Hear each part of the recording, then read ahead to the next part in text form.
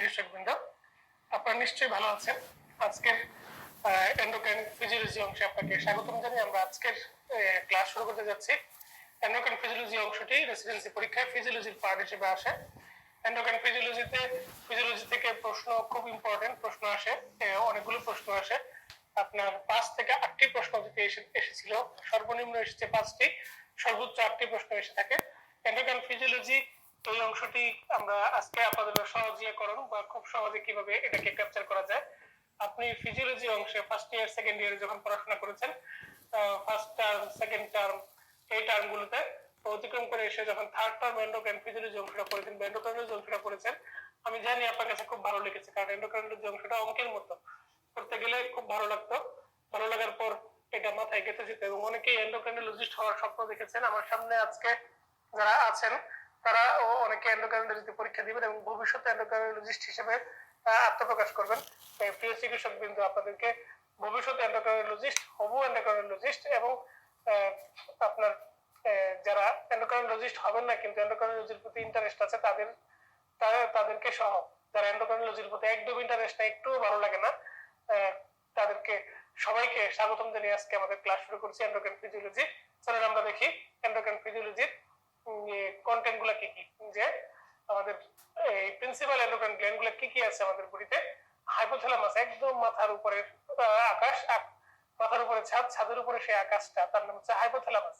হাইপোথ্যালামাসের পরেই আছে pituitary gland, তারপরে থাইরয়েড গ্ল্যান্ড গুলোর মধ্যে প্যারাথাইরয়েড গ্ল্যান্ড আছে, এন্ডোক্রাইন প্যানক্রিয়াস মানে islets of Langerhans, adrenal glands এবং গোনাডস। এছাড়া আছে কিছু টেম্পোরারি এন্ডোক্রাইন গ্ল্যান্ডস আছে, এটাকে বলা হচ্ছে অর্গানস উইথ এন্ডোক্রাইন ফাংশন, মানে টেম্পোরারি এন্ডোক্রাইন গ্ল্যান্ড, যেমন প্লাসেন্টা, হার্ট, তারপরে আপনার স্টোমাক, স্মল ইন্টেস্টাইন, তারপরে স্কিন, পিনিয়াল গ্ল্যান্ড, কিডনি এবং এডিপোসাইট আর সবশেষে লিভার। তো এডিপোসাইট থেকে লেপটিন রিলিজ হয়, এই লেপটিনটা মানুষের খাওয়ার রুচি আরো বাড়িয়ে দেয়। এই জিনিসটা আপনি মনে রাখবেন, এডিপোসাইট থেকে যে হরমোনটা আসে তার নাম হচ্ছে লেপটিন। এরপরে এন্ডোক্রাইন সিস্টেমের যে কথাগুলো কে কাকে রেগুলেট করছে এইটা আমরা ইন্ডিভিজুয়ালি আলোচনা করব ইন্ডিভিজুয়াল টপিকের মধ্যে ঢুকে। তো এন্ডোক্রাইনোলজি অংশে সবচেয়ে ভালো করে তারাই যারা এন্ডোক্রাইনোলজি সবার আগে থাইরয়েড গ্ল্যান্ডটা পড়ে। আমরা আজকে আপনাকে শীটের সিরিয়াল অনুযায়ী পড়াবো, কিন্তু আপনি বাসায় বসে প্রথমে থাইরয়েড গ্ল্যান্ড পড়বেন, তারপরে অ্যাড্রিনাল গ্ল্যান্ড পড়বেন, এন্ডোক্রাইন অংশটুকু। এরপরে বাকিগুলো আপনি পিটুইটারি, প্যানক্রিয়াস, এন্ডোক্রাইন, আপনার রিপ্রোডাক্টিভ এন্ডোক্রাইনোলজি এইসব আপনি পড়াশোনা করেন, নো প্রবলেম। তো বাসায় বসে থাইরয়েড এবং অ্যাড্রিনাল গ্ল্যান্ডটা আগে পড়বেন। থাইরয়েড এবং অ্যাড্রিনাল গ্ল্যান্ডের ফিজিওলজি অংশ আগে পড়ে ফেললে আপনার সেইটা পুরোপুরি ক্লিয়ার হয়ে যাবে। মনে রাখবেন, যে কোনো এন্ডোক্রাইন গ্ল্যান্ডের প্রথমে তার অ্যানাটমি পড়া প্রয়োজন, যেমন থাইরয়েড গ্ল্যান্ড পড়লে থাইরয়েড গ্ল্যান্ড কয়টা, থাইরয়েড গ্ল্যান্ডের কোন লোকেশনে অবস্থিত, থাইরয়েড গ্ল্যান্ডের আর্টারি সাপ্লাই, থাইরয়েড গ্ল্যান্ডের ভেনাস ড্রেনেজ, নার্ভ সাপ্লাই। তারপরে আপনি পড়লেন মনে করেন অ্যাড্রিনাল গ্ল্যান্ড কয়টা আছে বডিতে, তার লোকেশনটা, তার শেপটা, অ্যাড্রিনাল গ্ল্যান্ডের ইন্টারনাল স্ট্রাকচার, এটুকু জেনে ভিতরে যাওয়া উচিত। কারণ আপনাকে যখন প্রশ্ন দিবে, প্রশ্নের ভিতরে A B C D E যে 5টি অপশন থাকবে, এর একটি অপশনে আপনার অ্যানাটমি থেকে প্রশ্ন থাকবে। আপনি রিলেভেন্ট টপিকটা যখন রিলেভেন্ট পড়াশোনার সাথে করে ফেলবেন, তখন আপনার অ্যানাটমি অংশে আলাদা করে অ্যাড্রিনাল গ্ল্যান্ডের প্রতি অ্যাটেনশন দেওয়া লাগবে না। আমরা শীটটিকে সেভাবে সাজিয়েছি, আমরা দেখাবো আপনাকে স্লাইডের মধ্যে অ্যানাটমি অংশ কতটুকু পড়ার প্রয়োজন প্রতিটা গ্ল্যান্ড থেকে। অল্প কিছু পড়াশোনা, মাত্র হয়তো সর্বনিম্ন 5 সর্বোচ্চ 10 লাইন হয়তো অ্যানাটমি থেকে পড়তে হবে, অথচ এই আপনাকে একটা কমপ্লিট প্রশ্ন উত্তর করতে সাহায্য করবে। দেখবেন অনেকেই অনেক ভালো প্রিপারেশনে পড়াশোনা করে একটা কমপ্লিট প্রশ্ন উত্তর করতে পারে না।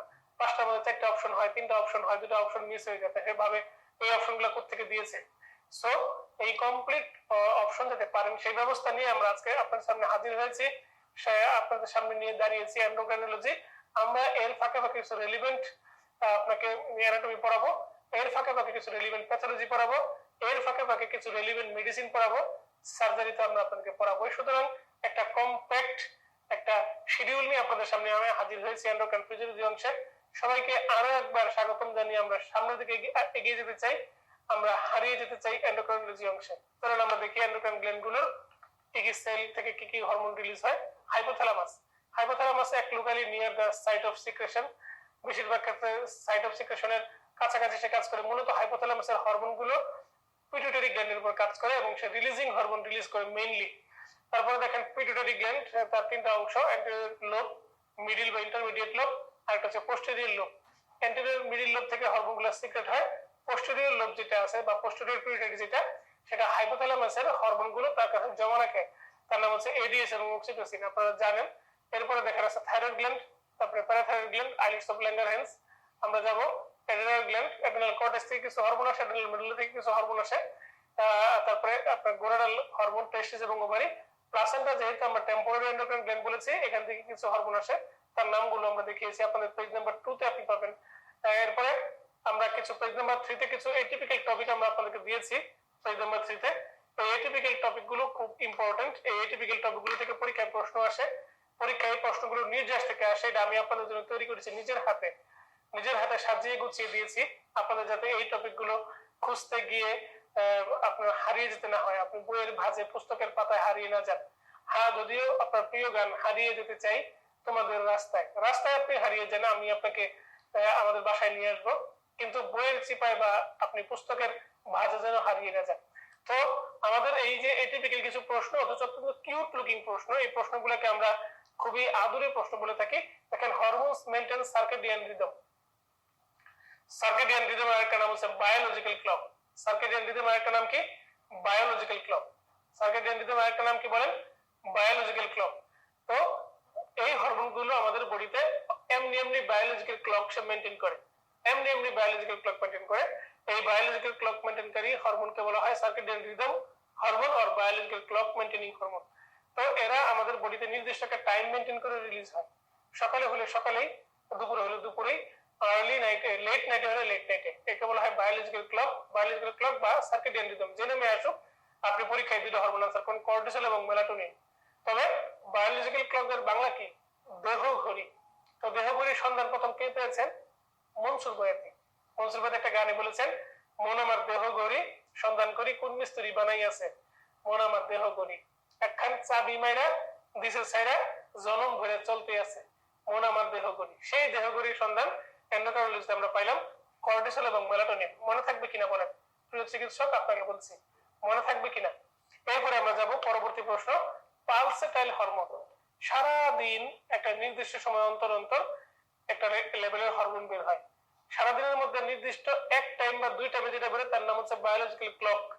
কিন্তু 24 ঘন্টার মধ্যে 24 ঘন্টা ধরেই প্রতি ঘন্টায় ঘন্টায় যে হরমোনটা বেরোবে বডির ফিজিওলজির সাথে মিল রেখে, তার নাম হচ্ছে পালসেটাইল হরমোন।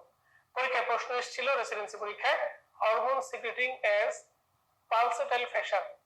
পালসেটাইল ফ্যাশন মেনটেন করে কোন কোন হরমোন? গ্রোথ হরমোন, কর্টিসল এবং লুটিনাজিং হরমোন। কি কি বলেন? গ্রোথ হরমোন, কর্টিসল এবং লুটিনাজিং হরমোন। আমরা যাই পরবর্তী কথা, catabolic hormone.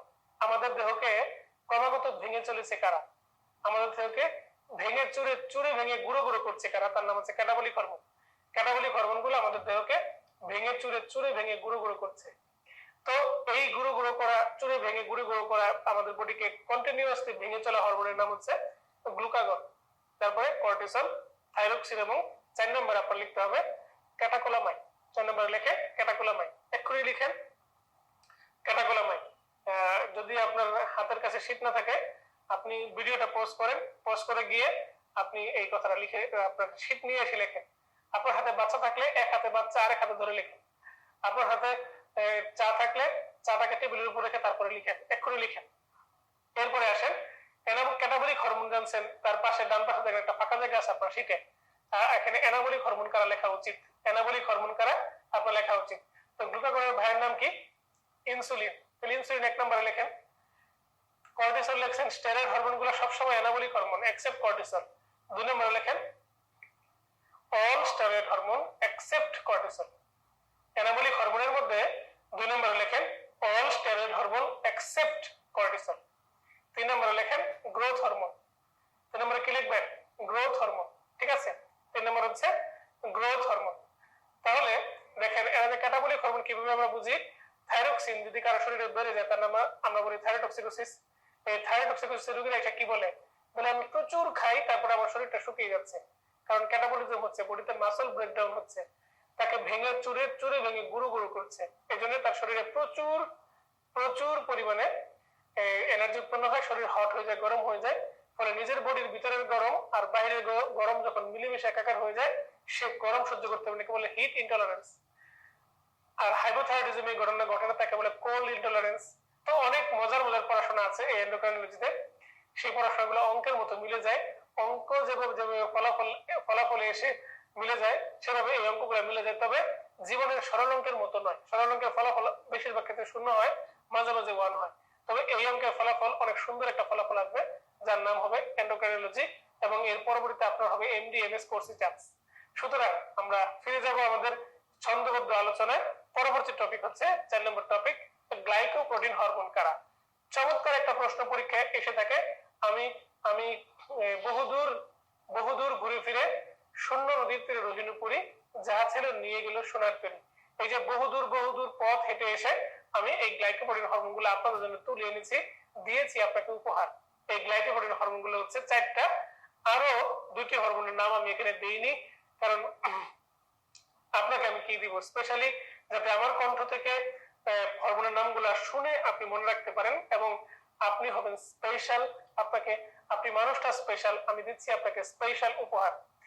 Follicle stimulating hormone, luteinizing hormone, human chorionic gonadotropin, TSH.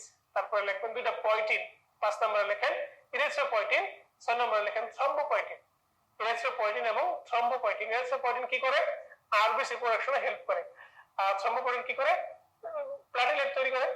তো 6টা হরমোনকে বলা হচ্ছে glycoprotein hormone, FSH, LH, HCG এবং টিএসএইচ। আর ইরিথ্রোপয়েটিন, থ্রম্বোপয়েটিন। আমরা চলে যাব আমাদের পরবর্তী আকর্ষণ, চমৎকার একটা নাম, তার নাম হচ্ছে লাইফ সেভিং হরমোন কারা। দেখেন অ্যালডোস্টেরন এবং প্যারাথাইরয়েড হরমোন দুইটাই life saving hormone. Hormone aldosterone তো আপনার লাইফ সেভিং হরমোন বই লেখা আছে, মেনে নিয়েছেন। Parathyroid hormone calcium homeostasis maintain করে।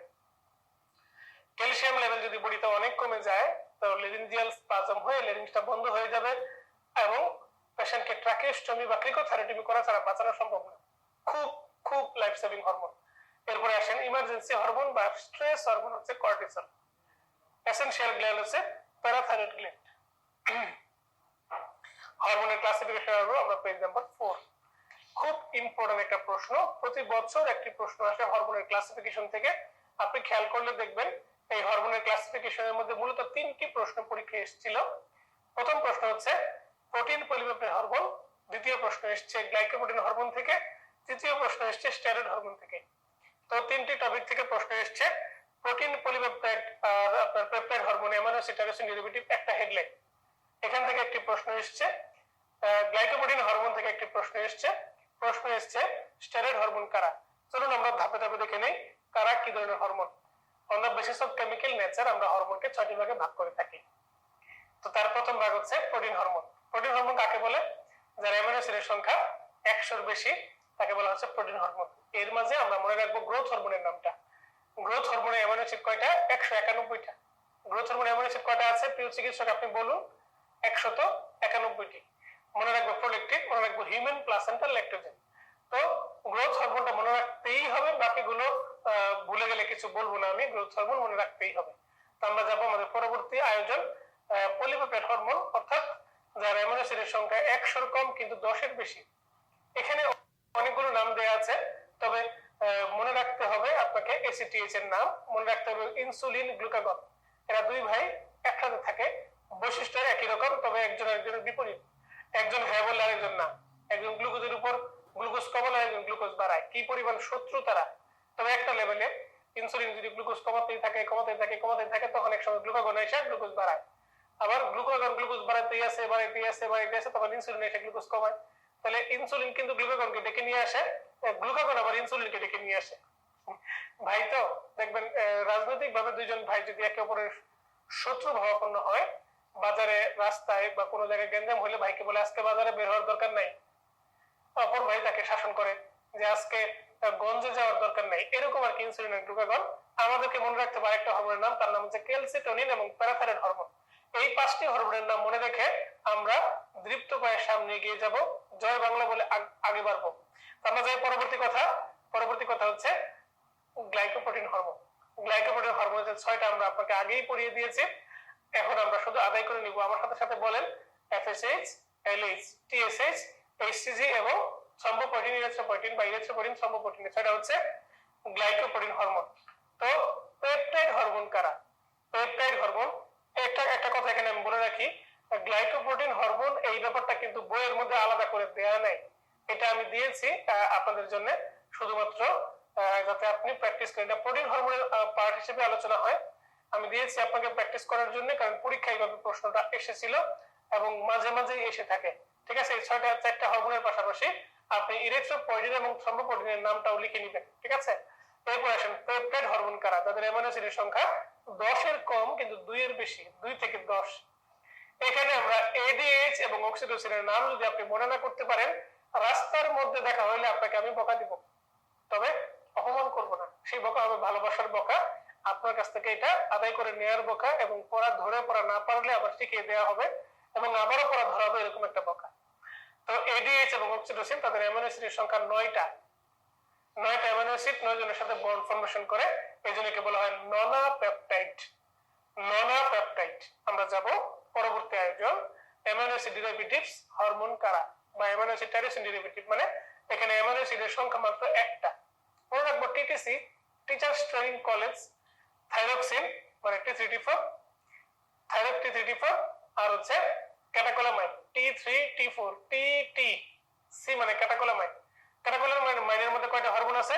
ক্যাটাকোলামাইনের মধ্যে 3টা হরমোন আছে, ইপিনেফ্রিন, নরএপিনেফ্রিন এবং ডোপামিন, END।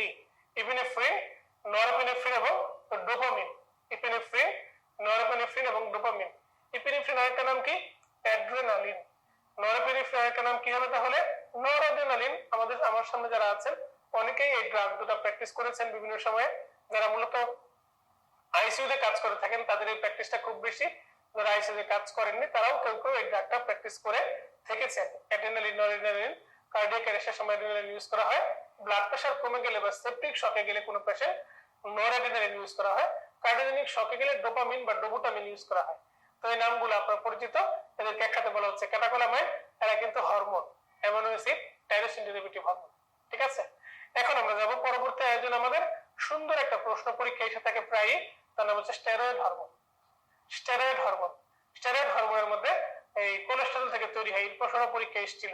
পরীক্ষার প্রশ্ন আসে নিম্নের কারা স্টেরয়েড নিউক্লিয়াস যুক্ত।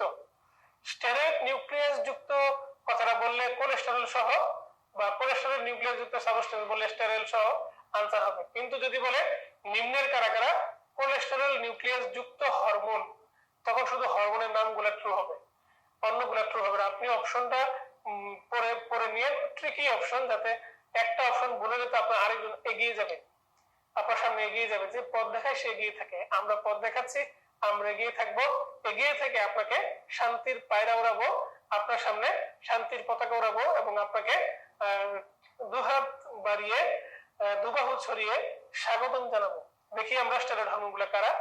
যারা কোলেস্টেরল নিউক্লিয়াস ক্যারি করে, testosterone, androstenedione, estradiol, estrone, progesterone, cortisol, aldosterone এবং 125 ডাইহাইড্রোক্সি কোলিক্যালসিফেরল। মোট 7টা হরমোন এখানে আছে, আপনি খেয়াল করে বুঝবেন। আর 8টা বলা যায় এস্ট্রাডিওল, এস্ট্রনকে একটা যদি আপনি আলাদা করেন, বাকিগুলোতে একটা করে হরমোনই আছে। এখন দেখেন, অল থাইরয়েড এবং অ্যাড্রেনাল মেডুলা হরমোন আর অ্যামিনো অ্যাসিড টাইরোসিন ডেরিভেটিভ আমরা জানি, বলে দিয়েছি আপনাকে। থাইরয়েড হরমোন এবং অ্যাড্রেনাল মেডুলারি হরমোন যারা ক্যাটাকোলামাইন নামে পরিচিত, আর অল সেক্স হরমোন এবং অ্যাড্রেনাল কর্টিক্যাল হরমোন আর স্টেরয়েড হরমোন। সকল সেক্স হরমোন এবং অ্যাড্রেনাল মেডুলা থেকে আপনার কর্টেক্স থেকে যারা আসছে তারা সবাই হচ্ছে স্টেরয়েড হরমোন। এই কথাটা মনে রাখার জন্য আমাদের on the basis of site of action হরমোনকে 3 ভাগে ভাগ করা হয়। লোকাল হরমোন যারা জিআইটি তে কাজ করে, মূলত যেখানে সিক্রেশন হবে তার পাশেই কাজ করা শুরু করবে, তাকে বলে লোকাল হরমোন। জেনারেল হরমোন যারা এক জায়গা থেকে সিক্রেশন হবে কিন্তু অন্য অনেক জায়গায় কাজ করবে, তাকে বলে জেনারেল হরমোন। হচ্ছে ট্রপিক হরমোন, যারা এক জায়গায় সিক্রেট হবে কাজ করবে আরেক জায়গায়, যেমন অ্যাড্রেনোকর্টিকোট্রপিক hormone, thyroid stimulating hormone, follicle stimulating hormone. Secret হবে পিটুইটারি গ্ল্যান্ড থেকে, কাজ করবে যথাক্রমে অ্যাড্রেনাল কর্টেক্সে, তারপরে থাইরয়েড গ্ল্যান্ডে এবং ওভারিয়ান ফলিকুলের উপর, একে বলে ট্রপিক হরমোন। যারা অনেকগুলো গ্ল্যান্ডের উপর কাজ করে তার নাম হচ্ছে জেনারেল হরমোন। তাই জেনারেল হরমোন গুলাও এক ধরনের ট্রপিক হরমোন। তো আমরা আরেকটু সামনে এগিয়ে যাব, লোকেশন অফ রিসেপ্টর। হরমোনের রিসেপ্টর গুলো, কার রিসেপ্টর কোথায় কাজ করে, দেখেন ছোট্টবেলার সেই ঘুম পাড়ানি গানের মতো করে যে কথাগুলো আপনি পড়েছিলেন, মানে রাত্রেবেলা ড্রাউজি ডিসঅরিয়েন্টেড হয়ে পড়তে পড়তে ঘুমিয়ে গিয়েছিলেন টেবিলে, তারপরে হঠাৎ করে আপনি নিজেকে আবিষ্কার করেছেন মাটিতে বা ফ্লোরে মেডিকেল কলেজের হোস্টেলে। সেই যে পড়াশোনাগুলো আমরা আবারও রিক্যাপিচুলেশন করছি আপনার জন্য। লোকেশন অফ রিসেপ্টর হরমোনের, দেখেন প্রোটিন হরমোনগুলোর জন্য সেল সারফেসে রিসেপ্টর থাকবে, প্রোটিন হরমোনগুলোর জন্য সেল সারফেসে রিসেপ্টর থাকবে, তারা প্রোটিন হরমোনগুলোকে আটকে দিবে except amino acid tyrosine derivative.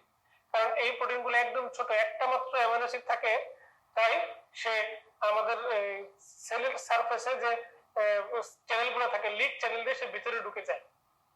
যেমন থাইরয়েড হরমোনের কথা আমি বলছি, থাইরয়েড হরমোনগুলো লিক চ্যানেল দিয়ে ঢুকে যায় ভিতরে, সাইটোপ্লাজম দিয়ে ঘোরাঘুরি করার পরে নিউক্লিয়ার যে মেমব্রেনটা আছে সেদিক দিয়েও ঢুকে যায়। এই জন্য থাইরয়েড হরমোনগুলো থাকে একদম নিউক্লিয়াসের ভিতরে, এর সাইজটা এত ছোট সে নিউক্লিয়াস পর্যন্ত চলে যেতে পারে।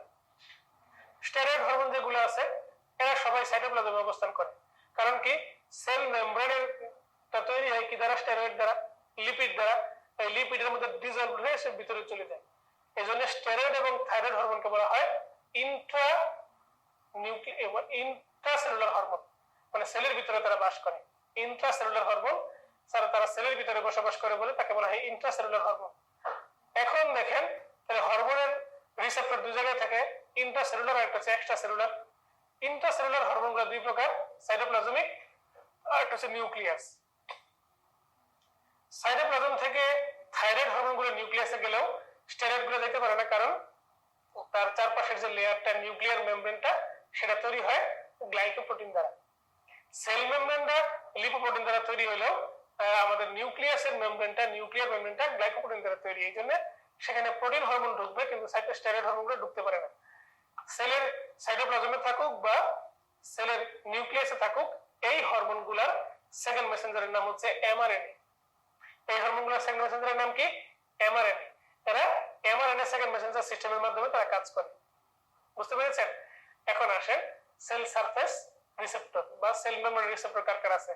ক্যাটাকোলামাইন হরমোনগুলা খুব ছোট ছোট হওয়া সত্ত্বেও, একটা অ্যামিনো অ্যাসিড থাকা সত্ত্বেও সে সেল সারফেস ভেদ করতে পারে না, কারণ তাকে রিসিভ করার জন্য আলাদা একটা রিসেপ্টর থাকে। ক্যাটাকোলামাইনকে রিসিভ করার জন্য আলাদা রিসেপ্টর থাকে, ক্যাটাকোলামাইনকে রিসিভ করার জন্য আলাদা রিসেপ্টর থাকে। সেই রিসেপ্টরের নাম কি? Phospholipid C system. Phospholipid C system, এই ফসফোলিপিড সি সিস্টেম বা ক্যালসিয়াম ফসফোলিপিড সিস্টেম এটা স্পেশালি আপনার ক্যাটাকোলামাইনকে রিসিভ করার জন্য থাকে। আর ক্যাটাকোলামাইন সেলের সারফেসে আসলে সেলের সারফেস শ্রিঙ্কেলস হয়ে যায়, সে ভিতরে তার ইয়েকে ঢুকতে দেয়। বুঝতে পারছেন? এই জন্য ক্যাটাকোলামাইন অ্যামিনো অ্যাসিড টাইরোসিন ডেরিভেটিভ হওয়া সত্ত্বেও সে লিক চ্যানেল দিয়ে ভিতরে ঢুকতে পারে না। আবার প্রোটিন যারা বড় বড় তাদের তো কোনো লিক করার মতো অপশনই নাই। প্রোটিন, পলিপেপটাইড আর অ্যামিনো অ্যাসিড টাইরোসিন ডেরিভেটিভের মধ্যে ক্যাটাকোলামাইন গুলো সেল সারফেস রিসেপ্টর থাকে। বুঝতে পারছেন? এখন আপনি আসেন এই যে আমরা রিসেপ্টর গুলোর কথা বললাম, on the basis of location of receptor, intracellular receptor কার কার আছে? সাইটোপ্লাজম আর নিউক্লিয়াস। সাইটোপ্লাজমে থাকে স্টেরয়েড নিউক্লিয়াস, স্টেরয়েড হরমোন, আর নিউক্লিয়াসে থাকে থাইরয়েড হরমোন। অর্থাৎ স্টেরয়েড এবং থাইরয়েড হরমোন গুলো ইন্ট্রাসেলুলার রিসেপ্টর থাকে। ইন্ট্রাসেলুলার রিসেপ্টর যার থাকে তার সেকেন্ড মেসেঞ্জারের নাম হচ্ছে এমআরএনএ। হরমোন গুলো সবসময় সেকেন্ড মেসেঞ্জারকে অ্যাক্টিভ করে কাজ করে। আর এক্সট্রা সেলুলার, ইন্ট্রাসেলুলার এই এমআরএনএ তৈরি হওয়া আরেকটা নাম হচ্ছে জিন অ্যাক্টিভেশন। ইন্ট্রাসেলুলার এমআরএনএ তৈরি হওয়া আরেকটা নাম হচ্ছে ইন্ট্রাসেলুলার জিন অ্যাক্টিভেশন। পরীক্ষা প্রশ্ন আসে নিম্নের কোন কোন হরমোন ইন্ট্রাসেলুলার জিন অ্যাক্টিভেশন করে কাজ করে? আনসার কি হবে? স্টেরয়েড হরমোন এবং থাইরয়েড হরমোন। পরীক্ষা প্রশ্ন আসে তাদের সেকেন্ড মেসেঞ্জারের নাম এমআরএনএ, আনসার হবে স্টেরয়েড এবং থাইরয়েড। পরীক্ষা প্রশ্ন আসবে কার কার ইন্ট্রাসেলুলার রিসেপ্টর থাকে, আনসার কি হবে? স্টেরয়েড এবং থাইরয়েড হরমোন গুলো। এখন সেলের বাইরে অনেকগুলো রিসেপ্টর, কেউ কেউ সাইক্লিক এএমপির মাধ্যমে কাজ করে। এই রিসেপ্টর গুলোর নামই হচ্ছে সেকেন্ড মেসেঞ্জার সিস্টেম। সাইক্লিক এএমপির মাধ্যমে কাজ করে, কেউ সাইক্লিক জিএমপির মাধ্যমে কাজ করে, কেউ কাজ করে ক্যালসিয়াম ফসফোলিপিড সিস্টেম বা আরেকটা নাম হচ্ছে ফসফোলিপিড সি সিস্টেম, আর কেউ কাজ করে টাইরোসিন কাইনেজের মাধ্যমে। সেটা আমরা আপনাকে ধাপে ধাপে দেখাবো একটু পরে। এই যে নামগুলো আমরা আপনাকে বললাম, এই নামগুলোর আলোকে রিসেপ্টরকে ভাগ করা হয়েছে, সেগুলো আমরা এতক্ষণে আপনাকে ক্লিয়ার করার চেষ্টা করলাম। এখন আসেন গ্রুপ 1, গ্রুপ 2 আমাদের লাগবে না, পেজ নম্বর 5 নম্বর পেজে আমরা যে ব্যাপারটা আপনাকে খেয়াল করবো, স্লাইডের দিকে একটু তাকান। Plasma hormone with their binding protein. থাইরক্সিনের বাইন্ডিং প্রোটিনের নাম কি? Thyroxine binding globulin. কর্টিসলের বাইন্ডিং প্রোটিনের নাম কি? Cortisol binding globulin. টেস্টোস্টেরনের বাইন্ডিং প্রোটিনের নাম সেক্স হরমোন বাইন্ডিং গ্লোবিউলিন। আর ইনসুলিন লাইক গ্রোথ ফ্যাক্টর 1 এর বাইন্ডিং প্রোটিনের নাম insulin like growth factor binding protein 1 to 6। এটা একটা স্টার দেয়। এরপরে দেখেন mechanism of hormone action. Hormone অনেকগুলো মেকানিজম করে কাজ করে। এক নাম্বার হচ্ছে changing membrane permeability. Membrane permeability change করে কাজ করে কারা? ইপিনেফ্রিন এবং নরএপিনেফ্রিন। মেমব্রেনের পারমিয়াবিলিটি অর্ডার করে কাজ করে ইপিনেফ্রিন এবং নরএপিনেফ্রিন কাছে অ্যাসিটাইলকোলিন। তিনটা হরমোন, অ্যাসিটাইলকোলিন, ইপিনেফ্রিন এবং নরএপিনেফ্রিন, এরা আপনার মেমব্রেন পারমিয়াবিলিটিকে অল্টার করে কাজ করে। এরপর দেখেন ইন্টারসেলুলার জিন অ্যাক্টিভেশন করে কাজ করে কারা? অ্যাক্টিভেশন অফ জিন এন্ড রেগুলেশন অফ ট্রান্সক্রিপশন। মানে ইন্টারসেলুলার জিন অ্যাক্টিভেশন করে কাজ করে কারা? ইন্টারসেলুলার জিন অ্যাক্টিভেশন কাজ করে এই যে স্টেরয়েড হরমোন, থাইরয়েড হরমোন, ক্যালসিটার মানে স্টেরয়েড এবং থাইরয়েড হরমোন, এরা ইন্টারসেলুলার জিন অ্যাক্টিভেশন কাজ করে। একটু আগে আমরা বলে আসলাম। দেখেন ফসফোরাইলেশন করে কাজ করে কারা? 3 নম্বর অপশন, ফসফোরাইলেশন করে কাজ করে কারা? দেখেন নিচে একদম 4 নম্বর ফেরার নামগুলো দেওয়া আছে। Insulin, growth hormone, prolactin, erythropoietin. Insulin, growth hormone, prolactin এবং ইরিথ্রোপয়েটিন এরা ফসফোরাইলেশন করে কাজ করে। যেটুকু দাগ দিব শুধু ওইটুকু আনসার করবেন, আর বেশি কিছু পড়ার দরকার নেই। ঠিক আছে, এখন আসি আমরা আমাদের পরবর্তী নাম হচ্ছে অ্যাডেনাইড সাইক্লেজ বা second Messenger system. Second Messenger সিস্টেমের কাজ কি বা অ্যাডেনাইড সাইক্লেজের কাজ কি? এর কাজ হচ্ছে সেকেন্ড মেসেঞ্জার সিস্টেমেরই কাজ।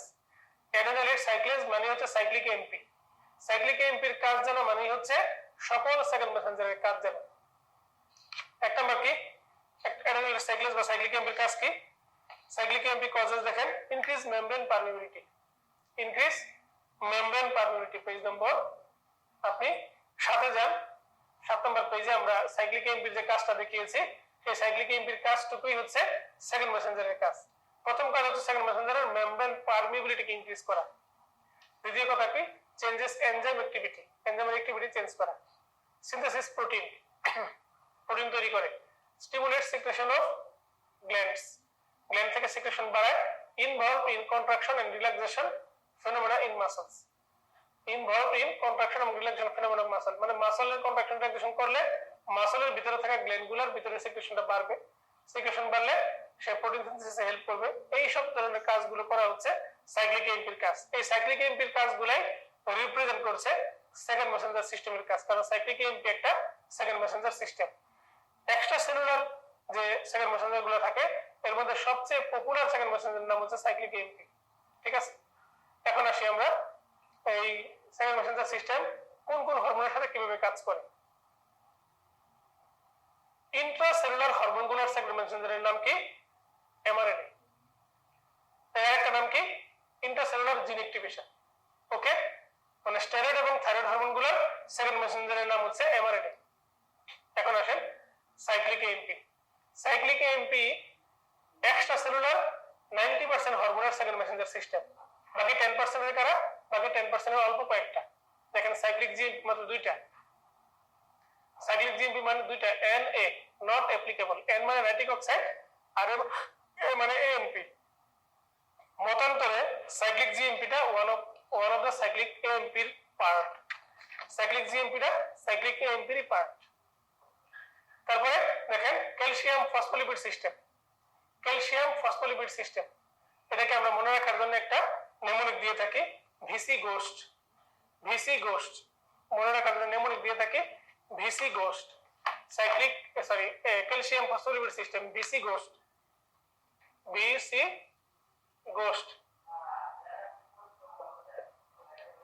ভি মানে হচ্ছে ভ্যাসোপ্রেসিন, ভি মানে ভ্যাসোপ্রেসিন, সি মানে হচ্ছে ক্যাটাকোলামাইন, জি মানে হচ্ছে গোনাডোট্রোপিন রিলিজিং হরমোন, ও মানে অক্সিটোসিন, এস মানে সাবস্টেন্স পি, আর টি মানে থাইরোট্রোপিন রিলিজিং হরমোন। দেখেন এখানে ভি আর সিটা নাই। VC ghost calcium phospholipid system বা ফসফোলিপিড সি সিস্টেমের মাধ্যমে সেটা কাজ করে। বি মানে ভ্যাসোপ্রেসিন। ভ্যাসোপ্রেসিন মানে কি? Antidiabetic hormone. অ্যান্টিডায়াবেটিক হরমোন দেখেন উপরে সাইক্লিক এমপিতেও আছে, এখানেও আছে।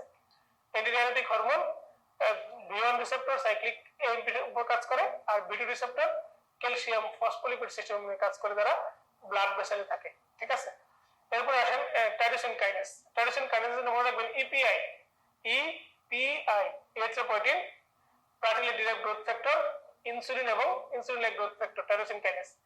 তো এই নামগুলো বাদে বাকি সকল এক্সট্রা সেলুলার হরমোন কাজ করে সাইক্লিক এমপির উপর। আমরা এখানে সাইক্লিক এমপির নাম কয়েকটা দিয়েছি, অল্প কয়েকটা 7টা নাম দিয়েছি। দেখেন follicle stimulating hormone, thyroid hormone, মাত্র 7টা নাম আমরা দিয়েছি। এছাড়া বাকি যত হরমোন আছে সবগুলো কাজ করে সাইক্লিক এমপির উপর। তাহলে বলেন হিউম্যান কোরিওনিক গনোডোট্রপিন হরমোন কার উপর কাজ করে? সাইক্লিক এমপির উপর। যদি আপনাকে বলি আপনার থাইরয়েড স্টিমুলেটিং হরমোন কোথায় কাজ করে? সাইক্লিক এমপির উপর। তো যত হরমোন আছে সবগুলা এই সাইক্লিক এমপির উপর কাজ করে, যে নামগুলো আমরা নিচে বললাম। এবং স্টেরয়েড এবং থাইরয়েড হরমোন ছাড়া, steroid hormone thyroid hormone mRNA তৈরি করে। তারপরে cyclic GMP, calcium phospholipid system, তারপর টাইরোসিন কাইনেজ, এইগুলা ছাড়া বাকি সকল হরমোন কাজ করে সাইক্লিক এমপি সেকেন্ড মেসেঞ্জার সিস্টেমের মাধ্যমে। মনে থাকবে? এখন আসি আমরা পরবর্তী আমাদের সুন্দর একটা পড়াশোনা, তার নাম হচ্ছে প্রিন্সিপাল এন্ডোক্রাইন এক্সিস। পার্থক্য লাগবে না। আমরা এখন দেখবো হাইপোথ্যালামিক হরমোনগুলো কি কি আছে। হাইপোথ্যালামাস থেকে 4টা রিলিজিং হরমোন বের হয় আর 2টা ইনহিবিটরি হরমোন বের হয়। রিলিজিং হরমোনটার নাম আমরা জানবো, ইনহিবিটরি হরমোনটার নাম আমরা জানবো। একটা স্টার দেন। এরপরে চলে আসেন হাইপোথ্যালামাসের যে সিনথেসিস করে 2টা হরমোন যারা পোস্টেরিয়র পিটুইটারিতে জমা রাখে। এই হরমোন দুটোর নাম কি? এডিএস এবং অক্সিটোসিন। হরমোন দুটোর নাম কি? এডিএস এবং অক্সিটোসিন। এরপরে দেখেন হাইপোথ্যালামাস অ্যান্টেরিয়র পিটুইটারির সাথে যোগাযোগটা কিভাবে রাখে? Page number 9। হাইপোথ্যালামাস অ্যান্টেরিয়র পিটুইটারির সাথে কিভাবে যোগাযোগ রাখে? Through hypothalamo hypophyseal portal vessel. Hypothalamo hypophyseal portal vessel. Hypothalamus posterior পিটুইটারির সাথে কিভাবে যোগাযোগ রাখে? Via hypothalamo hypophyseal tract. Hypothalamo hypophyseal tract. Hypothalamo hypophyseal tract. খুব ইম্পর্টেন্ট একটা প্রশ্ন, আপনি প্রায়ই পাবেন। এন্ডোক্রাইন গ্ল্যান্ড কারা কারা পিটুইটারি কন্ট্রোলের বাইরে থাকে? এন্ডোক্রাইন গ্ল্যান্ড কারা কারা পিটুইটারি কন্ট্রোলের বাইরে থাকে? পিটুইটারি গ্ল্যান্ড তার সাথে মানে কন্ট্রোল করতে পারে না। এখানে islets of Langerhans, islets of Langerhans, islets of Langerhans কার মাধ্যমে কাজ করে? ব্লাড গ্লুকোজের মাধ্যমে কাজ করে। অ্যাড্রিনাল মেডুলা সিম্পাথেটিক নার্ভাস সিস্টেমের কাজ করে। প্যারাথাইরয়েড ক্যালসিয়ামের সাথে কাজ করে। প্লাসেন্টা ডেভেলপিং এমব্রিওর সাথে তার সম্পর্ক। পিনিয়াল গ্ল্যান্ড আপনার ডায়োডাল ভেরিয়েশন, রাতের সাথে রাত দিন বিকাল সন্ধ্যার সাথে কাজ করে। কিডনি আমাদের বডিতে, কিডনিতে ইরেথ্রোপয়েডিন হাইপোক্সিয়ার সাথে কাজ করে। হাইপোক্সিয়া। তো এই যে আমরা 5টা নাম আমরা আপনাকে দিলাম, 5টা নাম, এইটাকে মনে রাখার জন্য আমরা একটা নেমোনিক বের করেছি, তার নাম হচ্ছে পাখি। পাখি পি মানে 3টা, প্লাসেন্টা, পিনিয়াল, প্যারাথাইরয়েড, মানে অ্যাড্রিনাল মেডুলা। পাশে লেখেন also zona glomerulosa of adrenal cortex. Also zona glomerulosa of adrenal cortex. Adrenal মেডুলার পাশে লেখেন also zona glomerulosa of adrenal cortex. Adrenal কর্টেক্সের জোনা গ্লুমেরুলোসাটাও পিটুইটারি গ্ল্যান্ডের কন্ট্রোল নেয়। ঠিক আছে? এই মানে adrenal medulla and zona glomerulosa. তাহলে পাখির এই গেল। তারপরে কেএস, কেএস মানে কিডনি, কেএস মানে কিডনি, আর আই মানে আইলেটস অফ ল্যাঙ্গারহ্যান্স। তো পাখি, কেএস মানে কিডনি বা কিডনি মনে রাখার জন্য বলছি, মিলানোর জন্য কিডনি। ঠিক আছে? তারপরে আমরা যাব অত্যন্ত সুন্দর চমৎকার পড়াশোনা, তার নাম হচ্ছে pituitary gland. Pituitary gland page নম্বর 11, 11 নম্বর পেজ, পিটুইটারি গ্ল্যান্ড। ঠিক আছে? 11 নম্বর পেজ, পিটুইটারি গ্ল্যান্ড। খুব ইম্পর্টেন্ট একটা চ্যাপ্টার, ইম্পর্টেন্ট প্রশ্ন পরীক্ষায় প্রায়ই আসে। এখান থেকে প্রশ্ন, পিটুইটারি গ্ল্যান্ডের কোথায় অবস্থান? সেলাটার্সিকার মধ্যে তার অবস্থান, বা পিটুইটারি ফসার মধ্যে অবস্থান।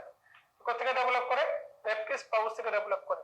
অ্যাটাচমেন্ট পোস্টেরিয়র পিটুইটারি, পিটুইটারি স্টকের সাথে। আরেকটা নাম হচ্ছে ইনফান্ডিবুলাম। আর এন্টেরিয়র পিটুইটারি কার সাথে সম্পর্কিত? হাইপোথ্যালামো হাইপোফাইশিয়াল পোর্টাল ভেসেলের সাথে সম্পর্কিত।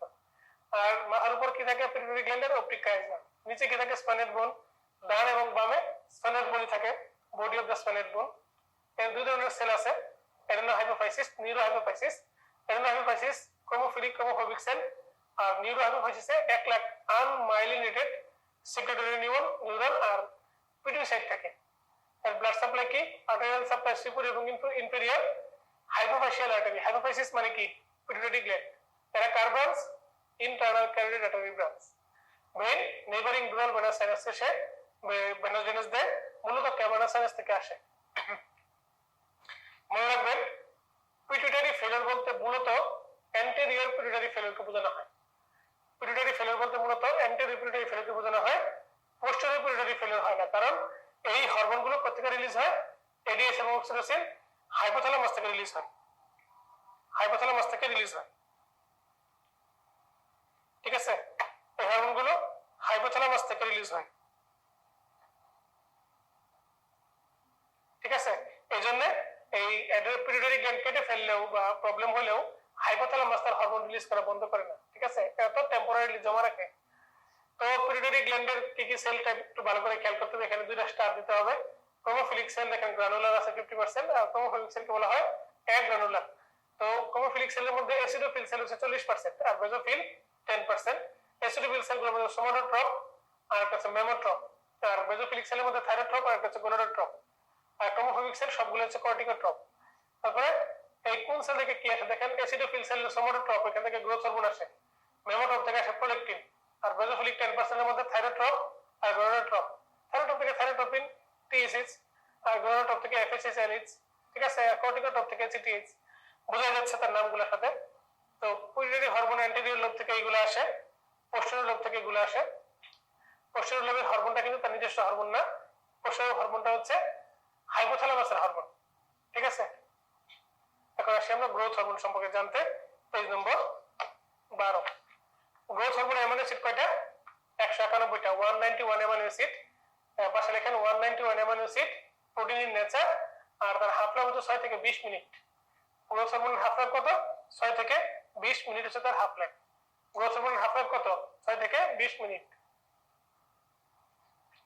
এখন আসেন গ্রোথ হরমোনের কাজ, mode of action. Action action direct action. Growth হরমোনের ডাইরেক্ট অ্যাকশন মেটাবলিজমের উপর, মানে অ্যান্টি ইনসুলিন। আর indirect action acceleration of body growth. তার নাম যেটা সেটা হচ্ছে ইনডাইরেক্ট অ্যাকশন, আর তার নাম যেটা না তার নাম হচ্ছে ডাইরেক্ট অ্যাকশন। ঠিক আছে, নিচে আসেন একটা বক্স, একটা চার্ট দেওয়া আছে মেটাবলিজমের উপর তার কি ফাংশন। দেখেন ইফেক্টসটা শুরু করবেন। ইফেক্টস মেটাবলিজমের উপর তার অ্যাকশন হচ্ছে ডায়াবেটোজেনিক অ্যাকশন।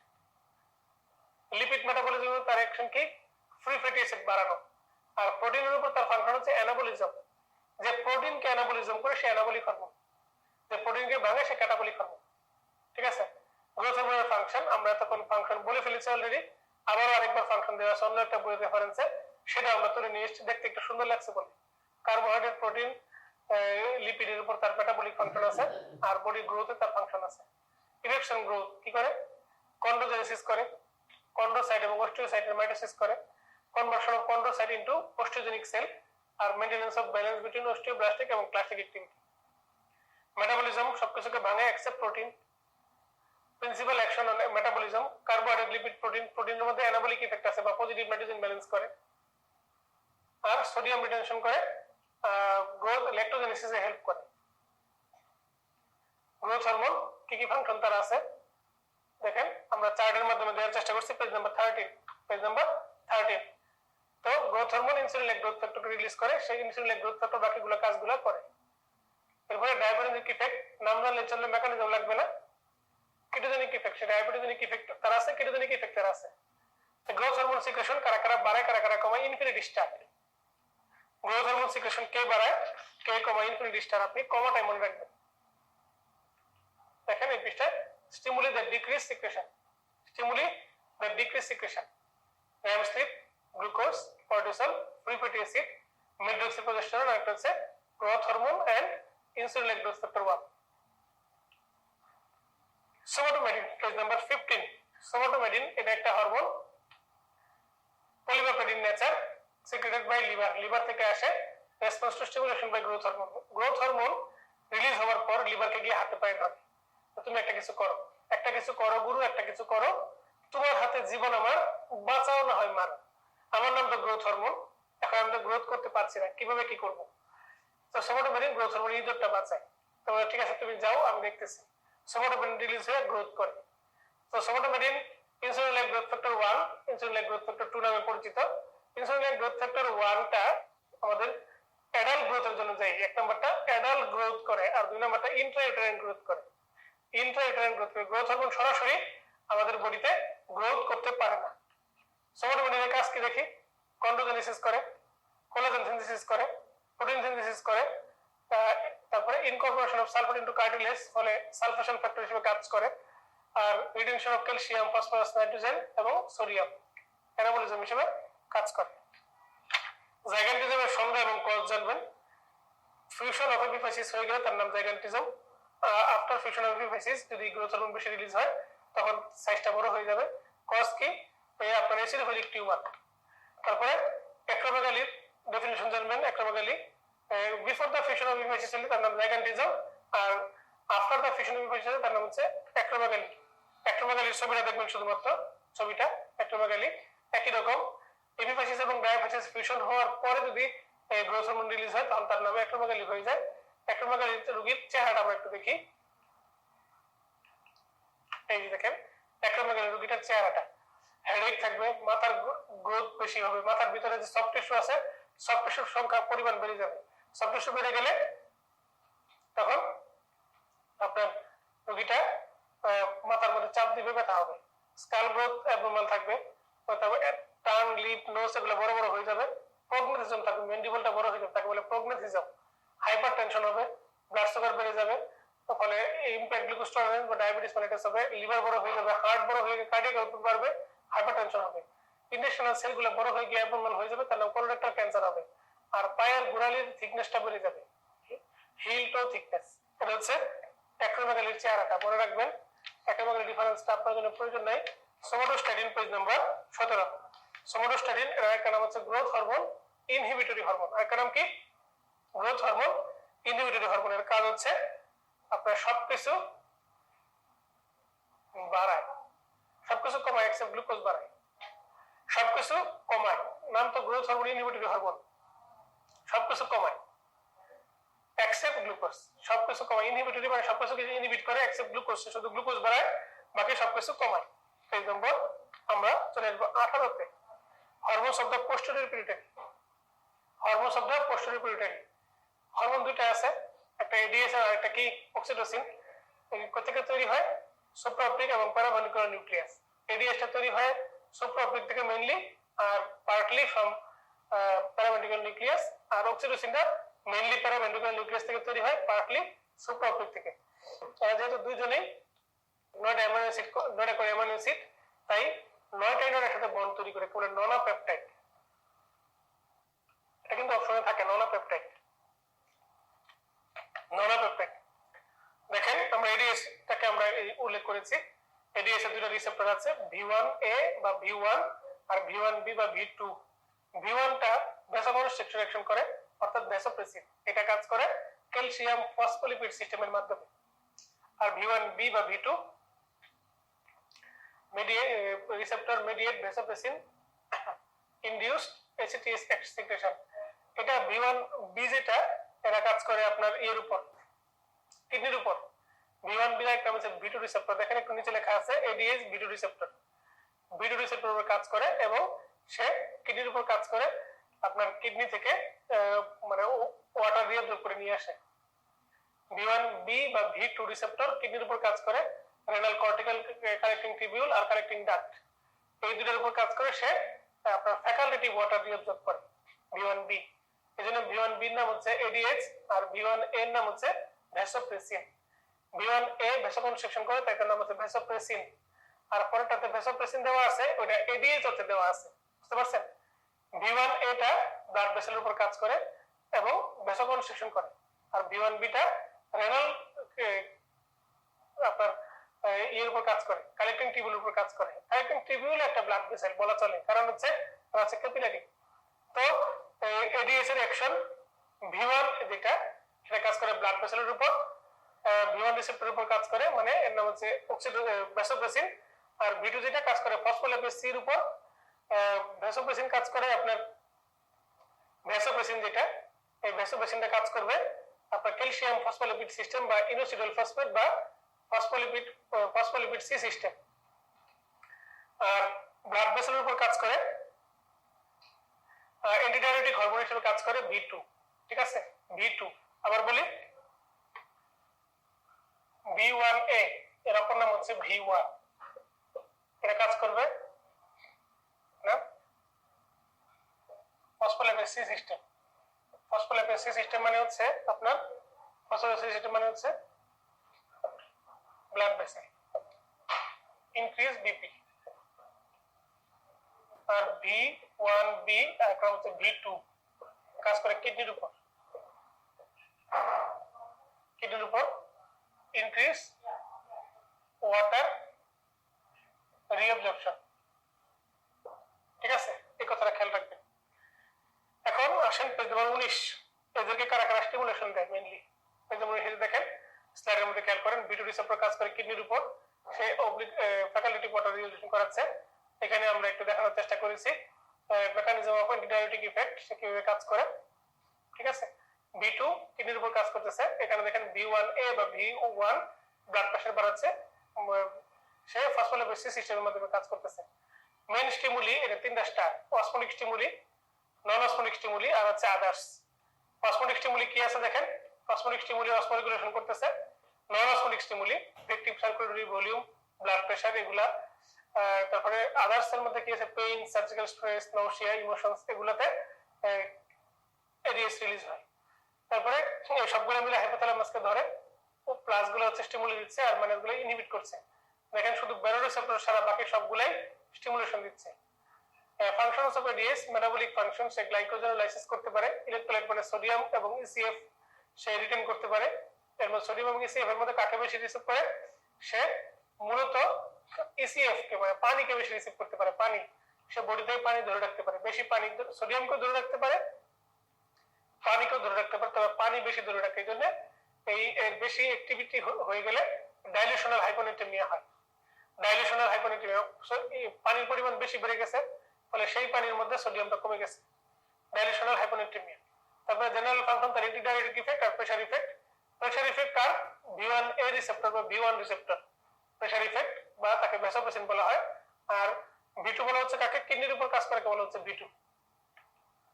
এছাড়া স্পেশাল ফাংশন আছে, এসিটি সিক্রেশন বাড়ায়, পিউটেটিভ নিউরোট্রান্সমিটার হিসেবে কাজ করে ব্রেইনে। তারপরে causes contraction of smooth muscle আর মুভমেন্ট অফ স্টোমাক এবং ইন্টেস্টাইনে মুভমেন্টে সাহায্য করে। পিউটেটিভ মানে পোটামেন, বেসাল গ্যাংলিয়া থেকে সে নিউরোট্রান্সমিটার হিসেবে কাজ করে। তো প্লাজমা অসমোলারিটি নরমাল হচ্ছে 280 এর বেশি, 280 থেকে 295, এটা হচ্ছে প্লাজমা অসমোলারিটি। তো এডিএস সিক্রেশন যদি কমে যায় তাহলে কি হবে? Diabetes insipidus. দেখেন এডিএস সিক্রেশন যদি কমে যায় বা না থাকে, তাহলে ইউরিন দিয়ে প্রচুর পরিমাণে ইউরিন বের হয়ে যাবে।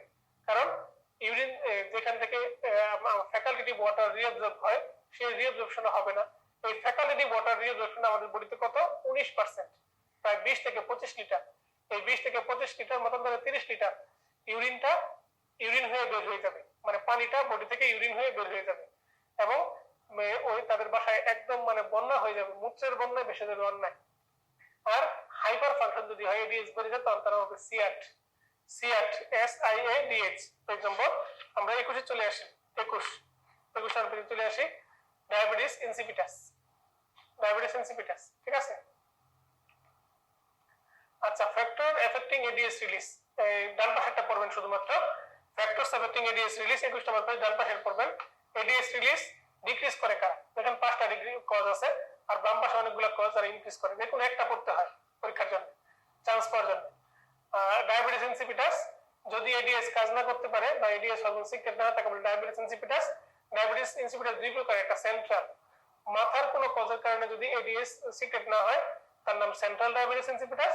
আর কিডনিতে যেখানে সে কাজ করে সেটা যদি কাজ করতে না পারে তার নাম নেফ্রোজেনিক ডায়াবেটিস ইনসিপিটাস। তো এই পেশেন্টকে আমরা ডায়াগনোসিস করবো কেমনে? ডায়াগনোসিস করবো পেশেন্টকে সেরাম এডিএস লেভেল করতে দিতে পারি, এডিএস থাকবে না, অথবা এডিএস থাকবে কিন্তু কিডনির উপর কাজ করবে না। তারপরে ওয়াটার ডিপ্রাইভেশন টেস্ট করা যায়। ওয়াটার ডিপ্রাইভেশন, ওয়াটার পেশেন্টকে ওয়াটার খাইতে দিব না, না খাইতে দিলে আমরা এটা মূলত প্রাইমারি পলিডিপসিয়ার সাথে পার্থক্য করার জন্য। পেশেন্ট বেশি পানি খেয়েছে, বেশি ইউরিন গেছে, এখন পানি খেতে দিলাম না, খেতে না দেওয়ার পরে যদি তার ইউরিন হয় তার মানে কি? Diabetes insipidus. পানি খেতে না দেওয়ার পরে যদি ইউরিন না হয় তার মানে ওয়াটার ডিপ্রাইভেশন টেস্ট পজিটিভ। পানি খেতে না দিলাম তারপরে পেশেন্টের ইউরিন হচ্ছে তো হচ্ছেই, তার মানে কি? এটা হচ্ছে ডায়াবেটিস ইনসিপিটাস।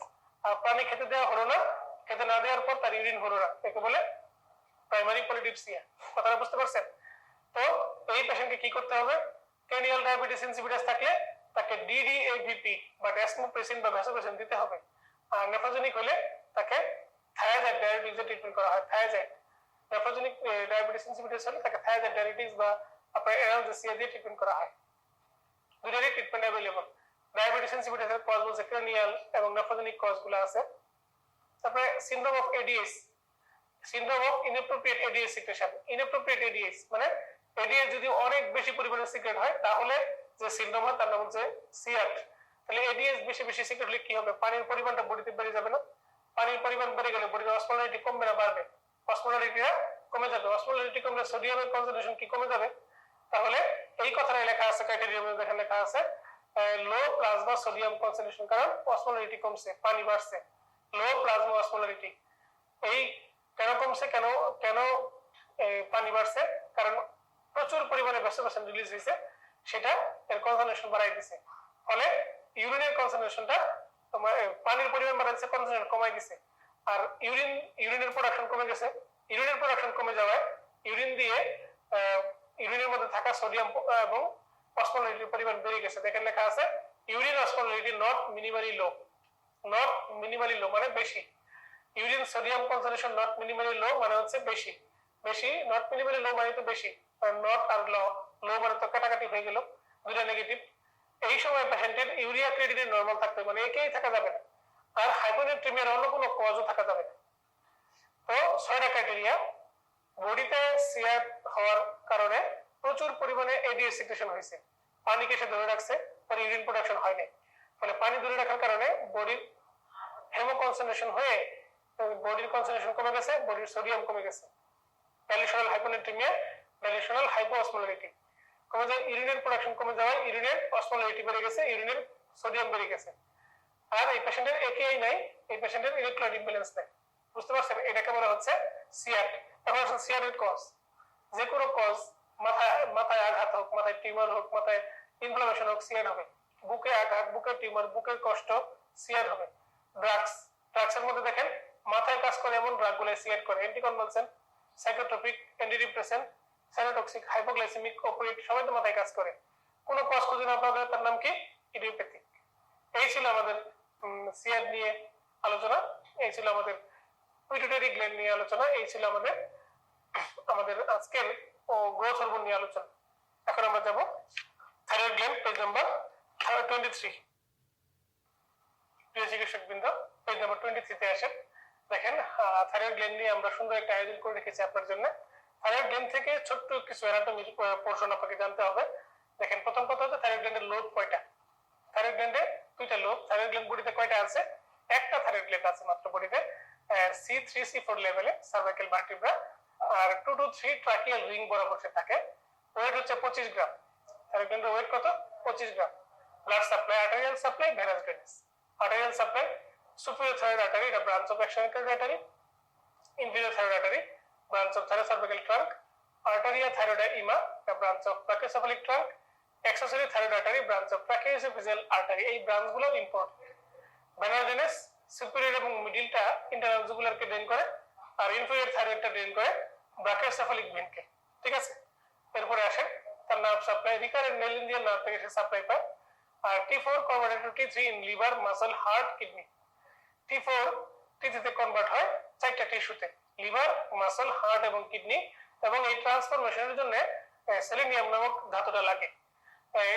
ট্রান্সফরমেশন কেন হয়? কারণ আমাদের বডিতে T4 বেশি সিক্রেশন হয়, T3 কম সিক্রেশন হয়, আর টিস্যুর জন্য প্রয়োজন হচ্ছে T3। তাই T4টা T3 তে কনভার্ট হয়।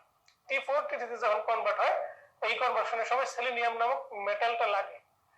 যদি এই কনভার্সনটা হইতে না পারে, লিভারে আপনার এনকেফালোপ্যাথি আছে বা ইনফ্লামেশন আছে, মাসলে মায়োপ্যাথি, হার্টের মধ্যে ইসকেমিক হার্ট ডিজিজ, তারপর কিডনির মধ্যে সিকেডি বা একেআই আছে, ফলে টিস্যু কনভার্সন হবে না। টিস্যু কনভার্সন না হলে T4 এর পরিমাণ বাড়তে থাকবে আর T3 এর পরিমাণ কমে যাবে, আর T4 এর পরিমাণ বেশি দেখে TSS ও কমে যাবে। TSS কমে গেলে এক সময় গিয়ে T4 এর পরিমাণটাও ইন দ্য লং রান কমে যাবে। তো এই যে ঘটনাগুলো ঘটছে, থাইরয়েড গ্ল্যান্ডের নিজস্ব কোনো প্রবলেম নাই, প্রবলেম হচ্ছে অন্য টিস্যুতে। এই জন্য কি বলা হয় থাইরয়েড গ্ল্যান্ড নরমাল, ইউথাইরয়েডিজম, কিন্তু অন্য টিস্যুতে সিকনেস, একে বলে সিক ইউথাইরয়েডিজম, মানে sickness in other tissue but normal thyroid tissue. একে বলে সিক ইউথাইরয়েডিজম। এতে করে কি হয়, T4 T3 তে কনভার্ট হয় না, তাই T3 কমে, T4 বাড়ে শুরুতে, এটা দেখে TSS কমে যায়। আর কম TSS এর কারণে T4 এর পরিমাণটা পরে কমে যায়, তাহলে TSS কমে, T4 কমে, T3 কমে। আর যদি আর্লি বলে আপনি T4 রাইজ বলবেন। এই ঘটনাটাকে বলা হচ্ছে সিক ইউথাইরয়েডিজম। তো থাইরয়েড গ্ল্যান্ডের সাথে আয়োডিনের একটা সম্পর্ক আছে। আয়োডিন না আসলে থাইরয়েড হরমোন তৈরি হবে না। আয়োডাইড ফর্মে আয়োডিনটা থাকে, এই আয়োডাইড থেকে আয়োডিন হয়। এই আয়োডিনের ডেইলি রিকোয়ারমেন্ট হচ্ছে 150 মাইক্রোগ্রাম। দেখবেন আপনি যখন পড়া পারেন বা পকেটে টাকা থাকে তখন বুকটা খোলা থাকে, গলাটা উঁচু থাকে। আর পড়া না পারলে বা পকেটে টাকা না থাকলে বুকটা নিচু থাকে, মাথাটা নিচু থাকে। এরকম ক্লাসের মধ্যে আপনারা যেদিন পড়া শিখে গেছেন বা পড়ে গেছেন, আপনার মনে হবে যে আপনাকে পড়া ধরুক, কেউ আমাকে পড়া ধরুক, কেউ আমাকে জিজ্ঞেস করুক। আর যখন যেদিন আপনি পড়ে যাবেন সেদিন আপনি মাথা নিচু করে থাকেন এবং ওই দিনই আপনাকে স্যার পড়াটা ধরে এবং আপনি লজ্জায় লাল হয়ে যান, অপদস্থ হন। এরকম থাইরয়েড গ্ল্যান্ড যখন অ্যাক্টিভ তখন তার ফলিকল গুলো আপনার ফলিকল থাকবে small, the cells are cuboid or columnar. যখন ইনঅ্যাক্টিভ তখন সে প্লাটেন মানে ছোট ছোট হয়ে যায়। ফলিকল থাকবে বড় কিন্তু তার সেলগুলো থাকবে আপনার ছোট ছোট। বুঝতে পারছেন? থাইরয়েড হরমোনের সিনথেসিস ফলিকুলার সেল থেকে আসে আপনার T3 এবং T4, আর প্যারাফলিকুলার বা সি সেল থেকে আসে ক্যালসিটোনিন বা থাইরোক্যালসিটোনিন। এখন আসে থাইরয়েড হরমোন বায়োসিনথেসিসের স্টেপগুলো দেখেন। এই যে বায়োসিনথেসিসের স্টেপগুলো থাইরয়েড হরমোনের, প্রথমে দরকার কাঁচামাল, দরকার কি কাঁচামাল দরকার, আয়োডিন দরকার, আর হচ্ছে থাইরোগ্লোবুলিন দরকার। আয়োডিন এবং থাইরোগ্লোবুলিন দরকার। আয়োডিন এবং থাইরোগ্লোবুলিনের মধ্যে টাইরোসিন দরকার। দেখেন উপরে বাম পাশে দেখেন টাইরোসিন দেওয়া আছে, তার চেহারাটা একটু দেখেন। টাইরোসিনের চেহারাটা অ্যামিনো অ্যাসিড টাইরোসিন ডেরিভেটিভ আমরা বলি, এই টাইরোসিনের চেহারাটা একটু দেখেন। এই টাইরোসিন এর মাঝখানে আয়োডাইডটা ট্র্যাপড হবে, এর মাঝখানে আয়োডাইড ট্র্যাপড হবে। এর মাঝখানে আয়োডাইড যখন ট্র্যাপড হয়, আয়োডাইড ট্র্যাপড হইলে আয়োডাইড ফর্মে থাকে। এই আয়োডাইডকে আয়োডিনে কনভার্ট করতে হবে। আয়োডাইডকে আয়োডিনে কনভার্ট করাটাই হচ্ছে ঠেলা। Iodide is converted to iodine. দেখেন আই মাইনাস, এটা আয়োডাইড ফর্মে থাকে, তাকে একটা ইলেকট্রন খাওয়াইতে হবে, দুইটা আয়োডাইডকে দুইটা ইলেকট্রন খাওয়াইতে হবে, তারপরে সে হবে আয়োডিন। এইটা খুব ইম্পর্টেন্ট একটা কথা, এটাকে বলে rate limiting step. Rate limiting step, এটাকে বলে রেট লিমিটিং স্টেপ। এবং এটার জন্য থাইরয়েড পারঅক্সিডেজ এনজাইম লাগে আর টিএসএস হরমোন লাগে। এই জিনিসটা খুব ইম্পর্টেন্ট, এটাকে বলে রেট লিমিটিং স্টেপ। এটার জন্য থাইরয়েড পারঅক্সিডেজ এনজাইম লাগে এবং টিএসএস হরমোন লাগে। যদি কোনো কারণে থাইরয়েড পারঅক্সিডেজের বিরুদ্ধে অ্যান্টিবডি থাকে, তার নাম অ্যান্টি টিপিও। এই অ্যান্টিবডি থাকলে এই আয়োডিনটা ফর্মেশন হবে না, এই আয়োডিন ফর্মেশনটা হবে না। আয়োডিন ফর্মেশন না হলে সেই পার্সনের কি আপনার টিসিটি তৈরি হবে? তাহলে অ্যান্টিবডি মেডিয়েটেড এই আয়োডিন ফর্মেশন না হওয়াটা, অ্যান্টিবডি মেডিয়েটেড হয় আয়োডিন ফর্মেশন না হওয়াটা, অ্যান্টিবডি মেডিয়েটেড হয়, এটাকে বলে অটোইমিউন থাইরয়েডাইটিস। এই যে অটোইমিউন থাইরয়েডাইটিস, এর নাম হচ্ছে অটোইমিউন থাইরয়েডাইটিস, এর নাম হচ্ছে হাশিমোটোস থাইরয়েডাইটিস। এর নাম কি? হাশিমোটোস থাইরয়েডাইটিস। এই যে থাইরয়েড পারঅক্সাইডের বিরুদ্ধে অ্যান্টিবডি থাকলো, এই অ্যান্টিবডির কারণে যে আপনার আয়োডাইড থেকে আয়োডিন হলো না, একে বলে হাশিমোটোস থাইরয়েডাইটিস। এটা হাইপোথাইরয়েডিজমের মধ্যে মোস্ট কমন ফিমেলদের হয়, অটোইমিউন থাইরয়েডাইটিসের মধ্যে মোস্ট কমন, এবং হাইপোথাইরয়েডিজমের মোস্ট কমন কজ হচ্ছে হাশিমোটোস থাইরয়েডাইটিস। প্রতি 1000 জন মেয়ের মাঝে প্রায় 4 জনের এই অসুখটা থাকে। মেয়েদের হাইপোথাইরয়েডিজম থাকলেই এই অসুখটা থাকার চান্স অনেক বেশি, হাশিমোটোস থাইরয়েডাইটিস। তাই আপনি যখন হাইপোথাইরয়েডিজম ডায়াগনোসিস হবে, T3 T4 TSS করলেন, করার সাথে সাথে হাইপোথাইরয়েডিজম ডায়াগনোসিস করার সাথে সাথে আপনি এনটিটিপিও করবেন। এনটিটিপি এবং এএনএ করা উচিত ফিমেল পেশেন্ট হলে। এনটিটিপি এবং এএনএ থাকলে আপনি তাকে হাশিমোটোস থাইরয়েডাইটিস হয়েছে আমি ধরে নিতে পারেন, ঠিক আছে? এবং এই পেশেন্টের সিস্টেমিক লুপাস এরিথেমেটোসাস মানে এসএলই থাকতে পারে, আপনাদেরকে রিউমাটোলজিতে পাঠিয়ে দেন, পেশেন্ট খুব ভালো ম্যানেজড হবে এবং লাইফ লং থাইরক্স খাবে সে। এই যে আয়োডাইড থেকে আয়োডিন হলো, এই আয়োডাইড থেকে আয়োডিন হওয়ার পর সে টাইরোসিনের সাথে বাইন্ড করবে, মনো আয়োডোটাইরোসিন। আরেকটা টাইরোসিনের সাথে বাইন্ড করে হবে দুইটা টাইরোসিন, আরেকটা আয়োডিনের সাথে বাইন্ড করে হবে ডাই আয়োডোটাইরোসিন, আরো একটা আয়োডিনের সাথে বাইন্ড করে হবে ট্রাই আয়োডোটাইরোসিন। দেখেন স্টেপ গুলো দেখেন, 3, তারপরে 4, তারপরে 5। এই ট্রাই আয়োডোটাইরোসিনের নাম হচ্ছে T3। এর সাথে আরেকটা আয়োডিন যোগ করলে তার নাম হচ্ছে T4। তো T4টা টিস্যুতে গিয়ে ডি আয়োডিনেশন হয়। ডি আয়োডিনেশন মানে রিভার্স T3 হয়, মানে T3 তে কনভার্ট হয়। টিস্যু লেভেলে গিয়ে T4টা T3 তে কনভার্ট হয়, বলে রিভার্স T3 বা RT3। এই মেকানিজমটা এখানে দেয়া আছে সুন্দর করে 1, 2। এটা মুখে বলা আছে বাইন্ডিং করে। দেখেন এই যে থাইরোগ্লোবুলিনটা সেলের ভিতরে ঢুকতেছে, এক নাম্বার স্টেপ। ওই সেলের ভিতরে মাঝখানে যে এক নাম্বার ফলিকুলার সেলের ভিতরে থাইরোগ্লোবুলিনটা ঢুকতেছে, সেখান থেকে টাইরোসিনটা আলাদা হচ্ছে। আলাদা হওয়ার পর আপনার আয়োডিনটা বের হয়ে আসতেছে। এই আয়োডিন আয়োডাইড ফর্মে ছিল, এটা কনভার্ট হবে 2 নাম্বার। দেখেন আয়োডাইড ফর্মে সেলের ভিতরে ঢুকছে নিচ থেকে, 2 নাম্বার ঢুকে সে আয়োডাইড থেকে আয়োডিনে কনভার্ট হচ্ছে 3 নাম্বার। এই আয়োডিনটা গিয়ে ওই 3 নম্বরে বাম পাশে দেয়া আছে, দেখেন এই টাইরোসিনের সাথে বাইন্ড করছে, তার নাম হচ্ছে মোনো আয়োডোটাইরোসিন। তারপরে ডাই আয়োডোটাইরোসিন 4 নম্বর স্টেপ, দেখেন ট্রাই আয়োডোটাইরোসিন এবং থাইরক্সিন হইছে বাট টেট্রা আয়োডোটাইরোসিন। এটা টিস্যু লেভেলে যাওয়ার পর আপনার রিভার্স T3 হইছে। এই যে স্টেপ গুলো, এগুলোর নাম হচ্ছে থাইরয়েড হরমোন বায়োসিনথেসিস। খেয়াল করছেন ব্যাপারটা? এটা আমরা ডেভিডসন থেকে ছবিটা নিয়েছি আপনাদের জন্য সহজ করার জন্য। ডান পাশে দেখেন প্যারাফলিকুলার সি সেল কোন আছে, আর কলয়েড দেখেন ভিতরে সাবস্টেন্স গুলো হলুদ হলুদ সাবস্টেন্স কলয়েড, আর সেল গুলো হচ্ছে আপনার কিউবয়েডাল এপিথেলিয়াম। যে কোনো গ্ল্যান্ডুলার এপিথেলিয়াম মানে হচ্ছে cuboidal to columnar, mainly columnar epithelium. Glandular epithelium গুলো একটু লম্বা লম্বা থাকবে, ভিতরে জিনিসগুলো থাকে। প্যারাফলিকুলার সি সেলটা দেখেন উপরে ডান পাশে, ঠিক আছে? এই ছবিটা রিপ্রেজেন্টেটিভ ছবি আপনার জন্য আমরা দিয়েছি। এখানে তার এক্সাম্পল আমরা মুখে মুখে বলেছি কিভাবে কিভাবে হচ্ছে এই ব্যাপারগুলো।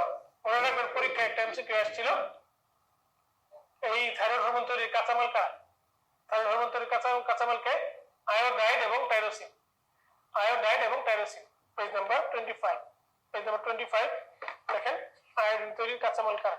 পেজ নাম্বার 25 আয়োডাইড এবং টাইরোসিন, ঠিক আছে? এরপরে আসেন আমরা জানবো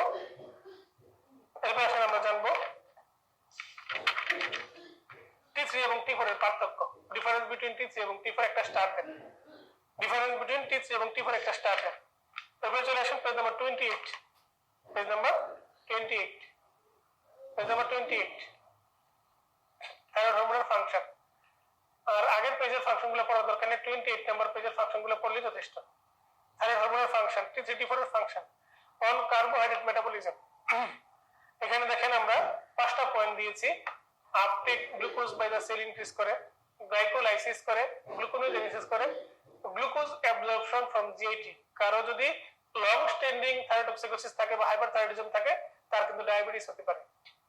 তাই কারো ডায়াবেটিস থাকলে, শুকনো একটা পারসন তার ডায়াবেটিস থাকলে আপনি বুঝবেন আপনার থাইরয়েডোক্সিকোসিস থাকতে পারে। তাই ডায়াবেটিক পেশেন্টের থাইরয়েড প্রোফাইল চেক করা উচিত। প্রতিটি ডায়াবেটিস পেশেন্টের থাইরয়েড হরমোন চেক করা উচিত। দেখেন ইনসুলিন সিক্রেশন ইনক্রিজ করে, গ্লুকোজকে সে ব্রেকডাউনে সাহায্য করে, কিন্তু বডি একদম ক্যাটাবলিক স্টেট মানে ক্যাকেটিক বডি হয়ে যায়। ফ্যাট মেটাবলিজমে তার ফাংশন কি? ফ্রি ফ্যাটি অ্যাসিড বাড়ানো তার ফাংশন। ফ্যাট মেটাবলিজমের মেইন এম হচ্ছে ফ্রি ফ্যাটি অ্যাসিড বাড়ানো। তারপরে দেখেন তার কাজ, আমরা প্রোটিন মেটাবলিজম, সে প্রোটিনকে ব্রেকডাউন করে, বডি ওয়েট সে কমায়, বেজাল মেটাবলিক রেট কমায়, ভিটামিন রিকোয়ারমেন্ট সে বাড়ায়। সে একটা catabolic hormone. Effects on CBS 3 number point, inhibit star. সে সবকিছু বাড়ায়, শুধু মিন প্রেসারটা নরমাল রাখে। হার্ট রেট বাড়ায়, ফোর্স অফ কন্ডাকশন বাড়ায়, কার্ডিয়াক আউটপুট বাড়ায়, ব্লাড ফ্লো বাড়ায়, ঠিক আছে? তারপরে আমরা যাব পরবর্তী কথা, effects on other gland. Effects on other gland মানে এন্ডোক্রাইন গ্ল্যান্ড যেটা আছে, সকল গ্ল্যান্ডের সিক্রেশন সে বাড়াবে। ইফেক্টস অন সেক্সুয়াল ফাংশন, এই যে 11 নম্বর পয়েন্টটা আমরা জানবো, ঠিক আছে? থাইরয়েড ফাংশন টেস্টের মধ্যে ইন্টারপ্রিটেশন গুলো জানলেই চলবে। আমরা আপনাকে দেখাচ্ছি, দেখেন interpretation of thyroid function test result, page number 31। Thyroid hormone টেস্টের ইন্টারপ্রিটেশন, এইটাই যথেষ্ট। আমরা জানবো মূলত 8টা ডিজিজ। 8টা ডিজিজ দেখেন কিভাবে খুব ছোট্ট কথায় 8টা ডিজিজ হয়ে যায়। 31 নম্বর পেজ, থাইরয়েড হরমোন টেস্টের রেজাল্টের ইন্টারপ্রিটেশন। দেখেন থাইরয়েড হরমোন টেস্টের রেজাল্টের ইন্টারপ্রিটেশন। প্রথমে আমরা জানবো থাইরয়েড হরমোন যদি কমে যায়, T3 T4 কমে গেলে তার নাম হচ্ছে হাইপারথাইরয়েডিজম। T3 T4 বেড়ে গেলে হাইপারথাইরয়েডিজম। তাহলে আমাকে বলেন হাইপোথাইরয়েডিজম হলে T3 T3 T4 কমে যাবে, হাইপারথাইরয়েডিজম হলে T3 T4 বাড়বে। আপনি প্রশ্নে খেয়াল করবেন হাইপোথাইরয়েডিজম আছে না হাইপারথাইরয়েডিজম, আগে প্রাইমারি সেকেন্ডারি সাব ক্লিনিক্যাল সেসব ভুলে যান, ঠিক আছে? আগে প্রাইমারি একটু বিরতি দেন। তাহলে প্রথম কথা হচ্ছে আপনি হাইপোথাইরয়েডিজম না হাইপারথাইরয়েডিজম সেটা দেখবেন, আগে কি আছে সেটা আপনার খেয়াল করার কিছু নাই। হরমোন লেভেল কমে যাবে হাইপোথাইরয়েডিজমে, হরমোন লেভেল বেড়ে যাবে হাইপারথাইরয়েডিজমে, ঠিক আছে? তো হরমোন লেভেল যদি কমে যায় তার নাম হাইপোথাইরয়েডিজম, হরমোন লেভেল যদি বেড়ে যায় তার নাম হাইপারথাইরয়েডিজম।